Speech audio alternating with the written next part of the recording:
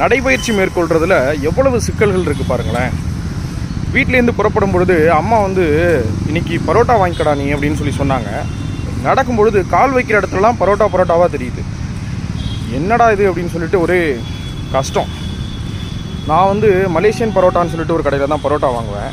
அங்கே வந்து 2 விதமான குருமா தருவாங்க. நம்ம ஊரில் வந்து சால்னா குருமா அப்படின்னு சொல்லுவோம்ல, இங்கே சென்னையை பொறுத்தளவுக்கு அதை வந்து சேர்வான்னு சொல்லுவாங்க. ஒன்று சிக்கன் சேர்வா, இன்னொன்று மட்டன் சேர்வா. இந்த மட்டன் சேர்வா வந்து க்ரீன் கலரில் இருக்கும், பச்சை நிறத்தில் தேங்காய் மிளகாயெல்லாம் போட்டு அரைச்சி அந்த வாசமே அவ்வளோ அழகாக இருக்கும். இதை நினச்சிக்கிட்டே நடக்கும் பொழுது கால் வந்து பின்னோக்கி இழுக்குது.